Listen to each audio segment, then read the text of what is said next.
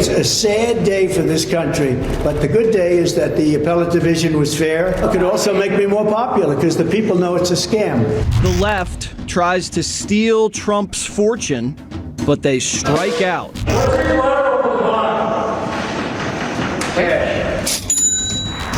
We might be committing suicide. Democrats worry the Biden campaign is too feminine.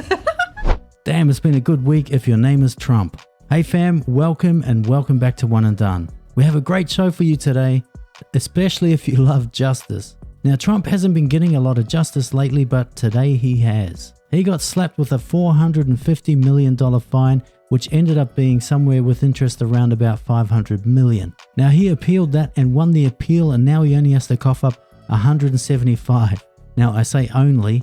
That's a lot of money when you haven't really committed a crime. Now, the left liberal media were super excited, super excited. They couldn't wait. They thought Letitia James was going to be putting padlocks on building after building. She bragged about it.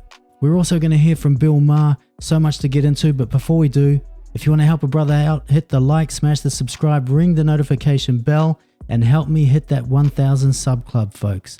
Here we go. Roll the tape. This morning, every reporter tightened their Windsor knots, steamed their pantsuits, and started the Trump bankruptcy countdown. Oh, yeah. Bank accounts frozen, property seized. By the end of today, this could be a reality for Donald Trump. His assets, including some of these prized properties on the screen right there, could be seized if he can't make a nearly $500 million bond payment by the end of the day. One more for you.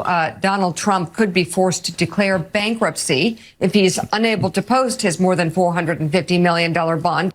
Just like Y2K, the countdown ended with nothing. Trump's buildings weren't seized. He wasn't bankrupted. He actually made $4 billion today. Oh my goodness, did you see MSNBC and CNN? They were licking their chops. They were getting so excited. They were counting on Letitia James taking Trump Tower, one of Trump's most famous real estate properties. They would have been salty at this result. Now, talking of salty, let's go to the GOAT of TDS, Bill Maher. This guy is the luckiest guy in the world, but Trump Social, Trump Social, it's Trump Social, but Truth Social just got permission to go public. Right. And so his stake, because it's a meme stock, a little like GameStop, is worth $3.5 billion right now, and it could go higher if people bid it up. So he definitely made a deal with the devil at some something. Because he always lucks out on everything. Yeah. He has the best enemies. Look at Michael Avenatti. Look at Fani Willis now in Georgia. The best enemies. Right. It helps him so much. And Merrick Garland fucked it all up. He's dithered now we're probably not even going to see any of the trials. He just always lucks his way into everything. Donald Trump makes his own luck. Don't forget, he got kicked off Twitter. I think it was back in 2020. Think about it, President of the United States. But they had no problem having the Taliban on there. So he said, that's okay, I'll go start Truth Social. 3 years later, and he's coming to $4 billion just like that. He brought out those shoes, they sold out. And everyone's going to pick up his failings. Oh, he went bankrupt, blah, blah, blah. Anyone that's been involved in business at any time would know that you have to back yourself, you have to take those risks. But the mark of a man or a businessman is when you get knocked down or you have a setback is you get back up. Now, you cannot say this about Donald Trump, that he doesn't get back up. He gets back up and he goes straight back into the game. Teflon Don. People are just hating him because he's successful. He's just doubled his net worth in a matter of months. He's worth somewhere near $6.5 billion now. An appeals court said Trump doesn't have to put up $500 million cash bond. Sorry, Judge Nudi and Letitia. The court slashed the number to $175 million. Now, everybody in their right mind knows and understands that these cases are flimsy as F. They knew that if they appealed and they got in front of an actual justice system, that they would be successful. Now, I still think the amount is excessive, considering Sam Bankman-Fried only had $200 million bond, and he ripped off billions of dollars. Now try and work that out. Nevertheless, over a 60% reduction. Now, on the back of all of that money from Truth Social, you might say Trump is having a damn good day. Let's hear from the man himself. I shouldn't have a trial. This is not a trial. This is not an act of criminality. I don't know if we're having one. We're going to be appealing right now. I can tell you that. We did nothing wrong, just like I did nothing wrong in the other case. My statements, my financial statements were conservative. They were low, not high. I mean, he valued Mar-a-Lago at a tiny fraction of what it is. He's the fraud. He created a fraud in order to help his narrative and her narrative because he does whatever she wants. Facts. And the judge is really, what he's done is fraudulent. He made Mar-a-Lago, you know it very well, Maggie. He made Mar-a-Lago into $18 million. I had many offers. They said, I'll give you 19. Okay? Ridiculous. You could take half of the living room is worth more than that.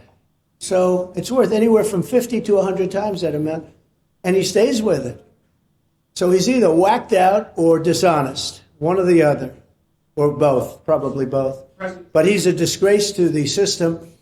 And I think that New York State was helped a lot today. Now, anyone that is in their right mind knows that Mar-a-Lago is worth way more than $18 million. On the PBD podcast, they pointed out that property was sold in 1981 for $20 million. That's 40-something years ago. Now, they found a 2-acre property, I think it was, up the road from Mar-a-Lago, and it was over $200 million. And it only had grass and trees, nothing else on it. And that was worth $200 million, a 2-acre property. Mar-a-Lago is almost 18 acres. Not only that, it's got Trump's brand all over it. Now, to help us understand how this judge came to this judgment, I think you need to have a look at this next video. Now, I'm going to say something controversial, even though I'm being taped. Wait for it. Juries get it wrong a lot. That's my own opinion. I do only civil trials, personal injury cases, contract disputes. But I've had situations where, like, oh my heaven's sake, how could they have thought that? Well, I have a tool that I can deal with that. It's called. You are a tool. Jury notwithstanding the verdict, judgment notwithstanding the verdict. I can say there is no possible way that a reasonable jury would have reached that conclusion. But wait, it gets worse. And all right, am I following the law or am I making law? Okay, I'm following law. I'm an impartial referee, but it's hard to factor out my own emotions. And I have tools. Somebody can say, well, Your Honor, you have to throw out this case because it's just like another case. Here it comes. Well, is it just like another case? What if the defendant was wearing a red sweater instead of a blue sweater? What? Oh, and by the way, I worked for the Columbia Daily Spectator for a couple of weeks. What happened was I went there every day and I wrote a few stories. One I got criticized on because I wrote that some Ku Klux Klanners had murdered some people, and I was told, you can't say that. How do we know? You weren't there. Well, that was what everybody thought. What the hell? Anyway, yeah, we should have absolute immunity. What if we defame somebody? That's how it usually comes up. You know, you call somebody a murderer or a heroin addict, that sort of thing, pedophile. And if it's done in court, yeah, I think we should have absolute immunity. There you go. That tells you all you need to know. I'm not going to say too much. You decide for yourself. I think it's self-explanatory. Truth Social is doing very well. It's hot as a pistol and doing great. And it's going public. And the New York Stock Exchange wants to have us badly. And I told them, we can't do the New York Stock Exchange. You treat it too badly in New York. We don't want to do the New York Stock Exchange. And the people at the Stock Exchange are very, very upset about it. The top person is mortified, can't believe it. He said, I'm losing business because of New York, because people don't want to be in New York and they don't want to go on the New York Stock Exchange. So you can ask them about it. But, you know, how can you do that? I'd love to go on the New York Stock Exchange. It was always, you know, it would be a big thing to go on the New York Stock Exchange. That'd be nice. But people aren't going on the New York Stock Exchange now because of what's happening in New York, because they don't want to be attacked by a thug like this horrible attorney general that we have in New York, the worst in the whole country. So we'll decide about Truth Social and what we do with it. But there's just an example of how this is hurting New York and New York State. Yeah. Mr. President, could you give us a little bit more detail about the timing of when you plan secure the bond? How exactly you're planning to pay the bond? Well, as I say, I have a lot of cash. You know I do because you looked at my statements. I mean, you've been examining my statements for a long time, and I have much more than that in cash. But I would also like to be able to use some of my cash to get elected. They don't want me to use my cash to get elected. They don't want that. They don't want me taking cash out to use it for the campaign. And they looked at it, and this judge looked at it, and he's part of the whole deal. And, well, he's such a disgrace for this city. Again, the most overturned judge. There's never been that we can find a case where a judge has been overturned now 5 times. It was 4 times, now it's 5 times. Been overturned. But I have a lot of cash and a great company. I mean, to think they want to go after a company, this is a great company, a company that's doing very well. I've got very low debt on buildings, like this building. I have very low debt on this building. Most buildings I have no debt. Most clubs I have no debt. Look at my greatest assets, I have no debt. I didn't even include like brand value. And the brand value is, I became president because of the brand, let's say. But the brand value is, it's one of the most valuable brand values. So I think I wouldn't swap it for any other brand in the world. Trump. I don't even put anything down for it. I had very conservative statements. And the way they made him look bad is by valuing Mar-a-Lago at $18 million instead of what the real value is, which was at least 50 to maybe 100 times more. Think of that. This is the fraud. They're creating a fraud, and they're hurting the state so badly.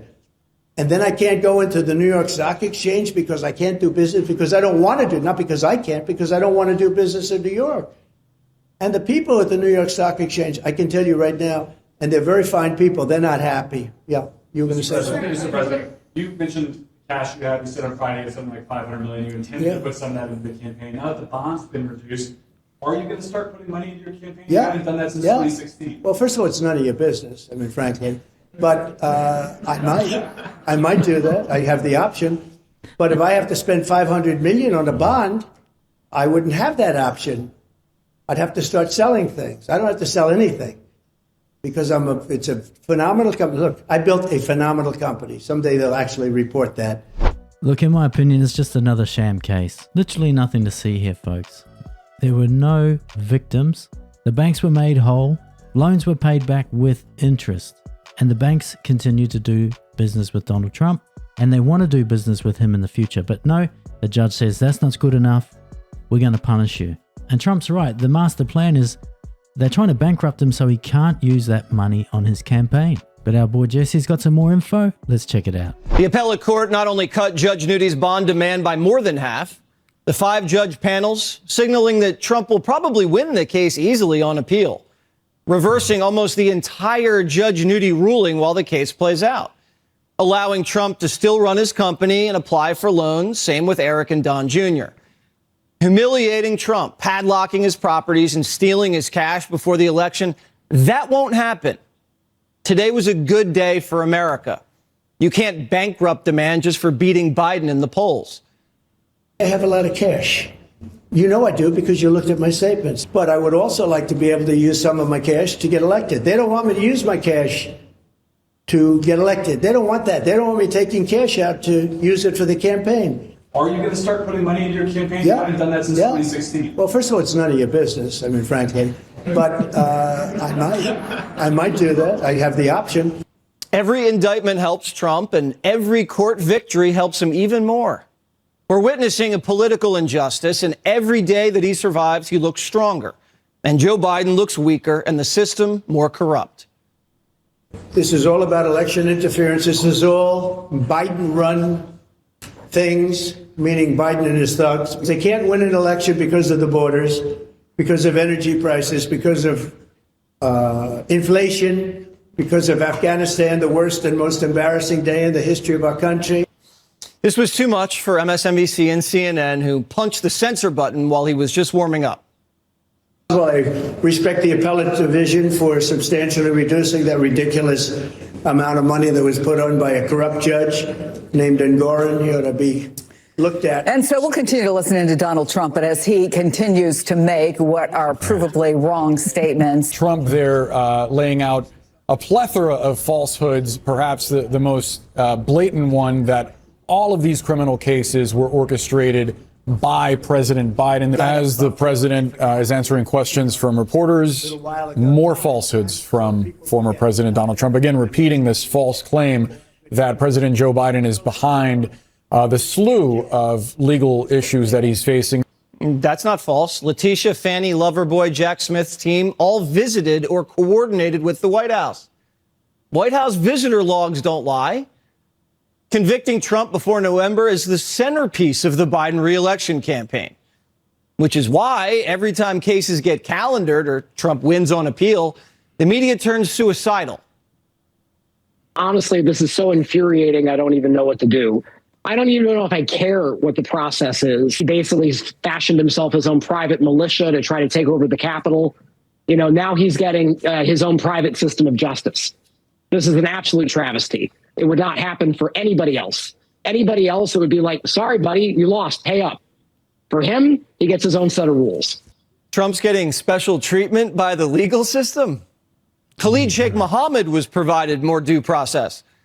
Trump's facing 5 cases from 4 Democrat prosecutors with 0 victims, and Democrats are furious that he still owns a home. Get ready to get even angrier, because on the same day his bond was slashed in half, Trump Social's parent company, Truth Social, their stock soared 35%, giving Trump a $4 billion cash injection. Trump's net worth just hit $6.5 billion on paper, making him one of the world's 500 richest people. Over the weekend, Joe Biden nicknamed Trump Broke Don. Better find a new nickname. The left liberal media, they're just absolutely melting down, aren't they? No wonder they're saying that Biden's campaign is very feminized. MSNBC are super feminine. And I'm talking about their men, so-called. They're too afraid for you to listen to the future president and his results from his appeal, which has national and international interests. But oh, no. They want to protect you. Please. Come on. Let me know in the comments, all my leftist friends. Love seeing you in there. Let me know, do you guys get scared, or do you quake in your boots? Do you tremor? Do you run for a tissue? Do you sob in your pillow at night when Trump drops a speech or he has a win? I'm seriously, listen, I'm super curious. I want to know. Do you lose sleep over it? And then what a gangster move. Truth Social gets approved to go public. Yesterday they were claiming Donnie was poor, broke. And then today, the next day, he is in the top 500 richest people on the planet. Literally overnight. You cannot make this stuff up, folks. Jesse's got a special guest. Let's bring in Trump legal spokeswoman Alina Habba. Alina, what happened today? We won. No, we didn't win. You know when we'll win? When we get this all reversed, which is what's going to happen. So what happened today was that Letitia had to eat every single tweet she has posted since the day the twisted order from Judge Engoron came out, with the ridiculous number, with the disgusting injustice on the American people, not just Donald Trump. And I would love to see what she tweeted today, because she was having fun posting the interest on a man who has done nothing wrong and a family who has done nothing wrong every single day. And then the appellate division came in and said, sorry, due process still exists in America. You still get a right to keep your assets until we get to review what all these lawyers are saying was wrong. 11 weeks, I have never seen something, Jesse, like I saw in that courtroom. It was a travesty on the justice system. And I am so proud of the appellate division for giving us the opportunity. They didn't reverse the case, but they will when they see what we saw. It was a disgrace. And today, there was a little bit of faith in the American system that I've lost over the past few years. I'll be honest with you. Do you think Tish James and Judge Engoron, do they feel ashamed, a little embarrassed? Have they felt, I don't know, maybe they overreached a little bit after this decision? Well, that would mean that they have a moral compass or a conscience, and I don't feel that exists. People that go on TV, censor Donald Trump, shut him off when he's speaking, want to act like he's about to go broke, want to act like he's poor, and that's why he couldn't get a bond that no private company has ever been asked to get, with no cash equivalents other than cash, marketable securities. People that get excited for that, they don't have a conscience, Jesse. But, you know, I hope she took a little piece of humble pie today because that's what was served to her. Just a little. But we'll be serving a lot more of that in the next couple of years. And she'll be eating humble pie. You'll be having birthday cake. We hear it's your birthday, so happy birthday. Thank you, Jesse. Thank you. All right. Behave yourself. Let's bring in real estate investor Grant Cardone. Grant, today, you had predicted if they started seizing these things, it was going to be hell on earth in this country. Today, what's your reaction? Well, first of all, I want to congratulate the president, former president Donald Trump, for proving himself as the greatest negotiator of any American president that has ever lived. 65% discount on the fines, the punishment, the sanction that was ridiculous, and probably a $3.6 billion rebound with this social stock. Look, people that are investing in real estate should be elated today because this is property seizure at the least and a sanction at the worst. We blew out of New York City 5 weeks ago after the injunction because I didn't feel like I could invest there on behalf of our investors, not knowing what kind of overreach people could do to me. If they can do that to Trump, they could do it to me, certainly.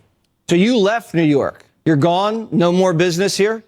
We had $500 million to place there this year and placed it last week in Miami and Texas instead.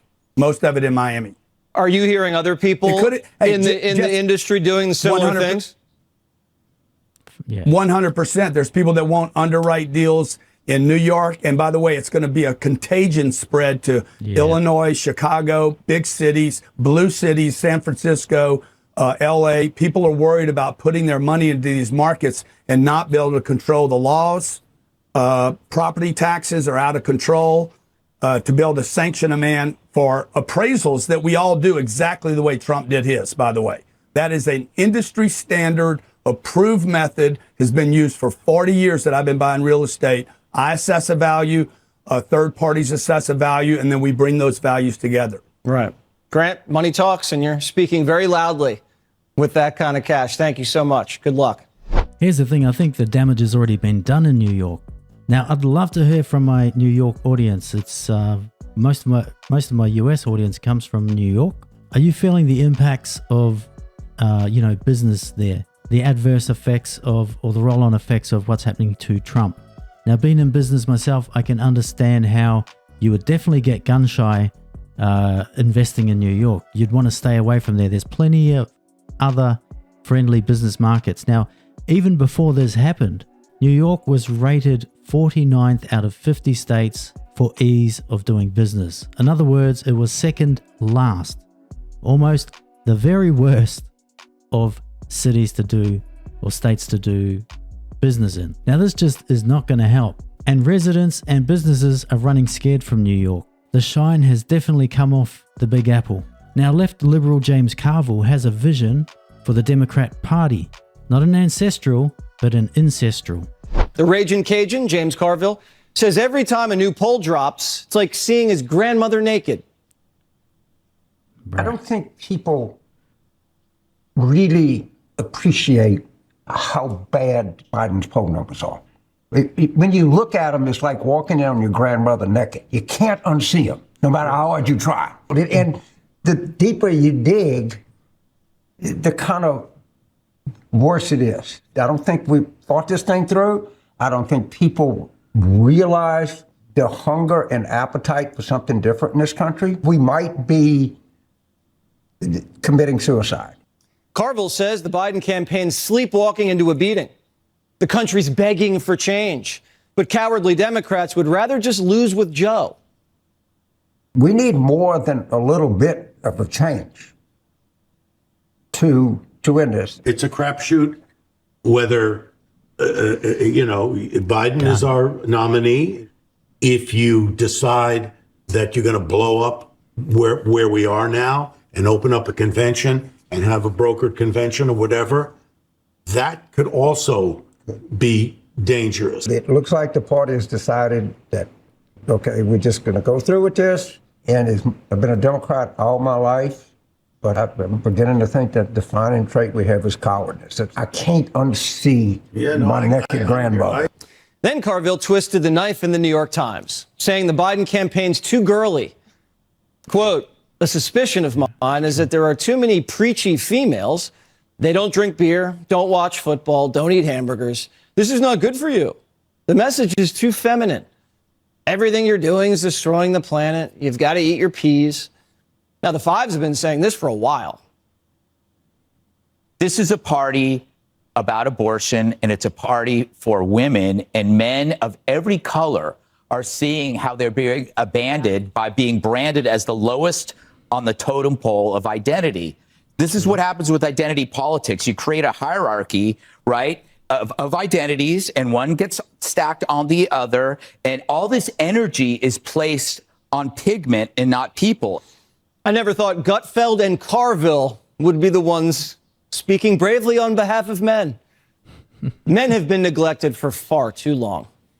Quote, "If you listen to Democratic elites, NPR is my go-to place for that, the whole talk is about how women and women of color are going to decide this election." I'm like, well, 48% of the people that vote are males. Do you mind if they have some consideration? Carville says preachy females are ruining politics. The Squad, Pelosi, Kamala, Binder, The View, every woman on MSNBC, or everyone who identifies as a woman on MSNBC. Not my words. Carville said it. AOC's peeved. She says maybe he should start a podcast about it. I hear men are really underrepresented in that space. What are you talking about? Where did all the men go in the Democrat Party? Manchin's leaving. All the male mayors, all they do is blame and complain. Where are the men of action on the left? Whatever happened to Newsom? All they have left is like Fetterman, barely. Trump's at football games, UFC fights. He's not nagging us about what kind of car to drive. He just wants to protect the country, not into pronouns. Biden's falling off bikes, licking ice cream cones and sipping through straws, and leaving the gates to the country wide open. He's apologizing to illegal immigrants after they murder our women. The Democrats spend all day in sexual harassment training seminars and DEI inclusion therapy, jockeying to be the biggest victim. Carville continues, quote, "No one wants to live like this," he said. "Whoever thought it was a good idea to tell people you can't hug them, or you've got to be careful, or you've got to think about names to call them other than the name you know them by. There's nothing wrong with me being white, or you being white, or them being black, or me being male, or you being female. It's a giant, stupid argument." Well, there you have it, folks. And 100% I agree with James Carville. Now, I've never said that before, and I don't think I ever have agreed with him before. But yes, the Democrat Party is super feminized. They're all about their feelings, and there's not a lot of leadership. There's not a lot of direction. And he's not losing because the polls are low. Biden, I'm talking about, and the Democrat Party. It's because their policies are nonsense. They don't work. They only have themselves to blame. They are in office. They've been in office for more than 3 years, and everybody's already had enough. They reckon the economy is so fantastic, but about 300 million people don't agree with them. And they think dumping on Trump is a winning formula. It just isn't going to work. People want to hear solutions. They want to know that you're hearing their problems, the issues that they have day to day. Now, Trump's coming out and telling us what he's going to do. Not only that, we have the 4 years that he was in office and in charge. I've said this before, didn't have a perfect run. Not all his team was on board. He was constantly fighting the bureaucracy, the deep state. He's going to be much wiser this time around. But the economy was much better. A common question people are asked out on the streets these days is, are you better now or were you better under Trump? And it's like a chorus. They're all singing the same tune. They were better under Trump. And all these indictments, just making him more and more popular. And if Letitia James had taken Trump Tower, well, you might as well just have elected him straight away. Because it's plain to see people are not seeing justice in the justice system. Particularly when you've got crooks running all over the place in, say, New York. Crime rates are through the roof. Garbage on the streets. People cooking rats on the streets. Now, come on. Businesses shutting shop left, right, and center. Families. Business people. packing up and leaving and taking their money with them. And for Teflon Don, damn, what a week, huh? What a week. Wouldn't you love to have a week like that? He has come out on top. They estimate his worth was about $2.7 billion. It's now 6.5. He's one of the top 500 richest men on the planet. Damn, that's a good week.